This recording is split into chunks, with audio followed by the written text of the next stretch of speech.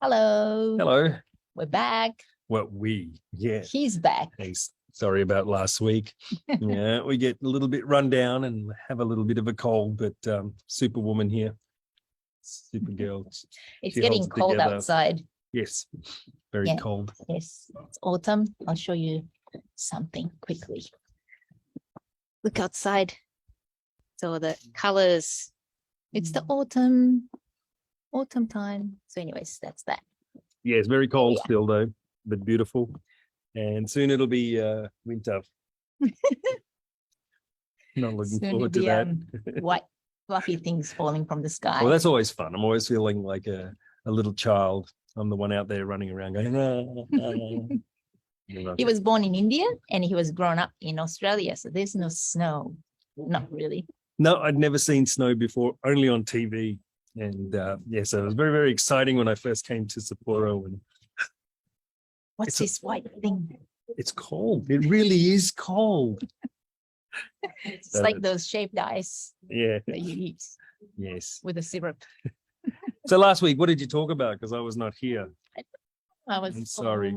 By myself. I'm sorry. And I was talking about onsen manners. Yes, onsen there's a lot of etiquette. those.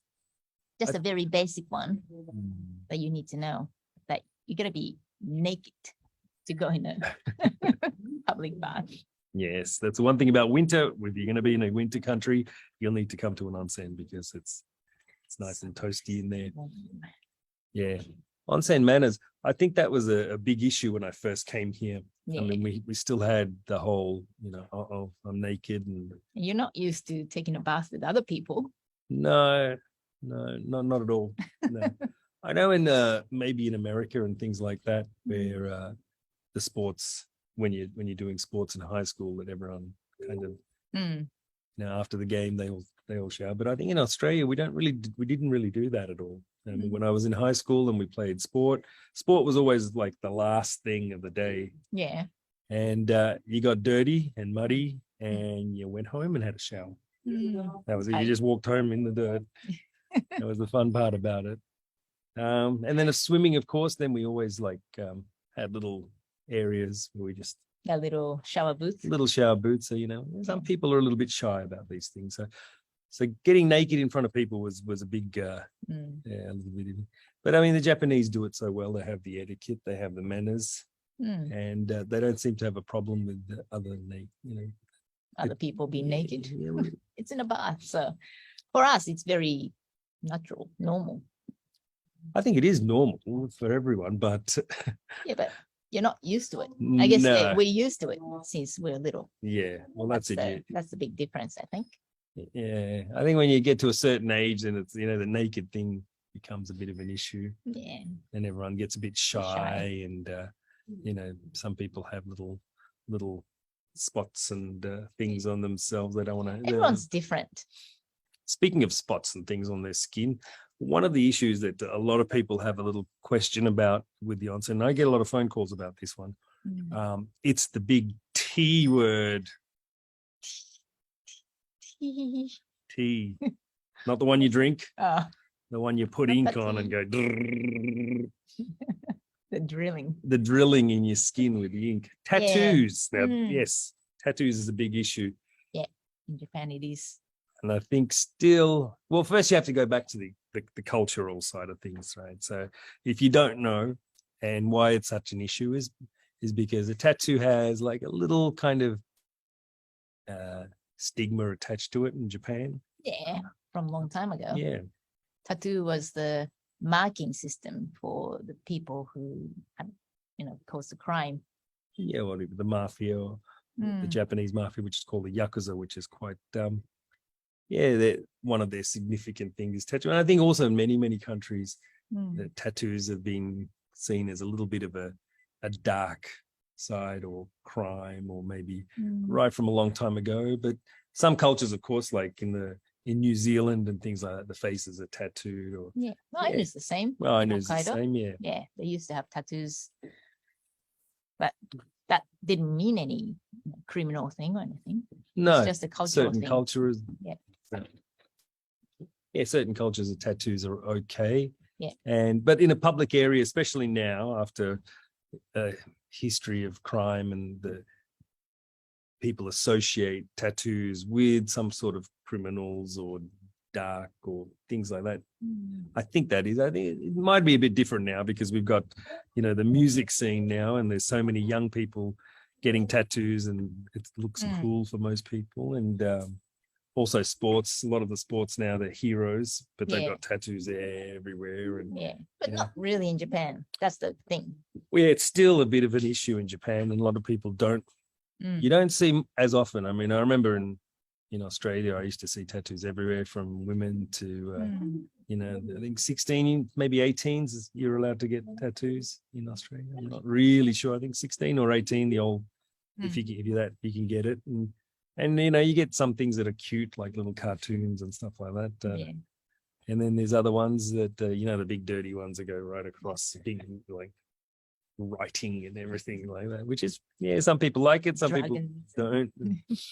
But there is an issue with tattoos at onsens. Yes, so many places in Japan, and when you want to go for a public bath, you might see a sign says no tattoos, or you have to cover up your tattoo with the stickers.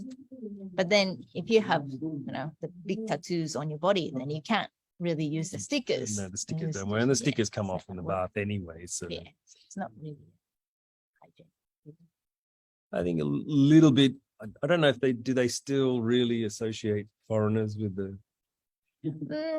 I don't really think so, because we had the Olympics a couple of years ago, and that kind of changed people's thinking. But still, it's still many places got no tattoo signs.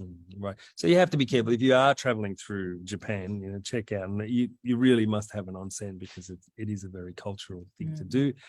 But again, like last week, you were talking about manner and culture.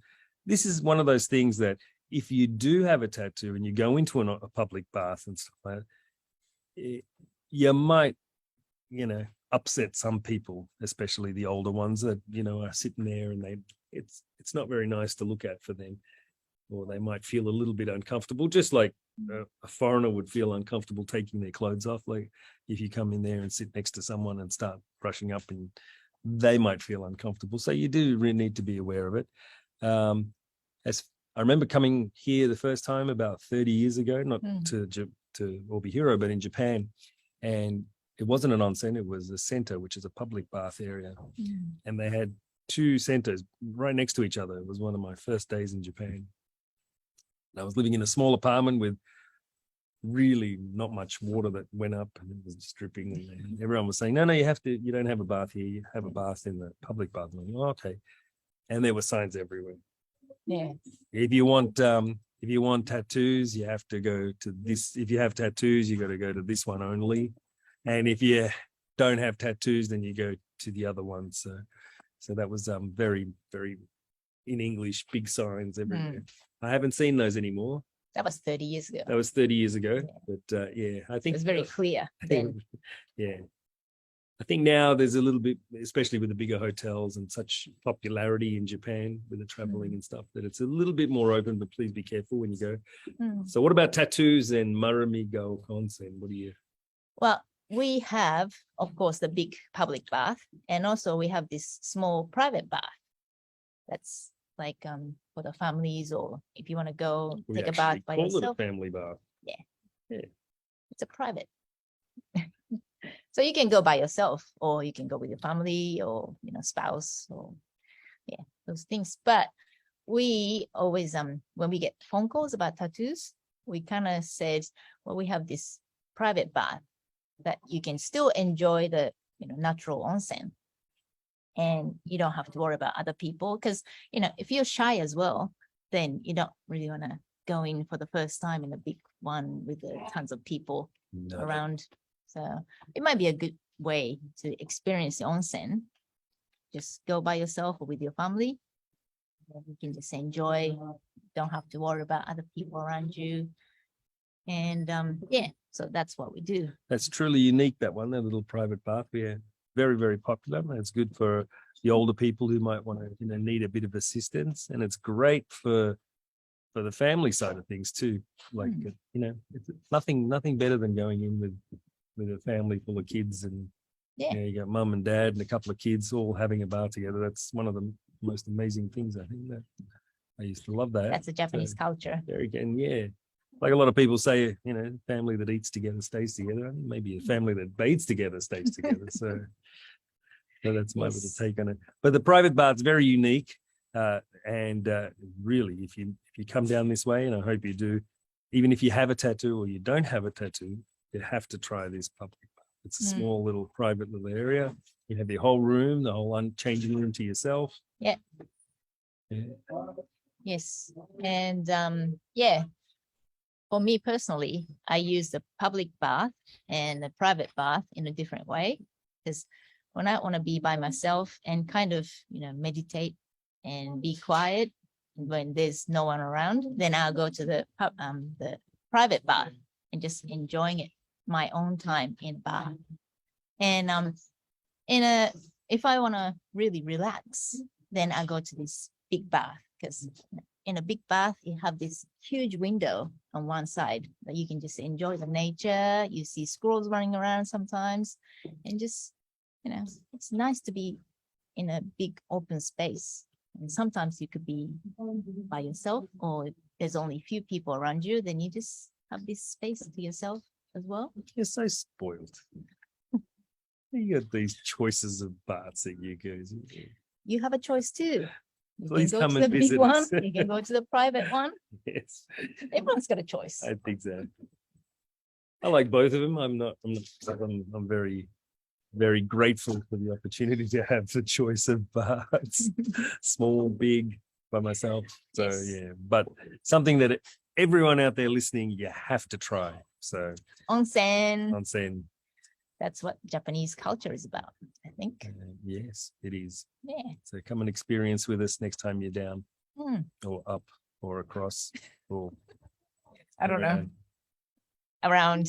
Around. Hey. All right. So that's that. And I hope you enjoy staying in Hokkaido, because Hokkaido, we have tons of onsens everywhere, you know, by the ski area.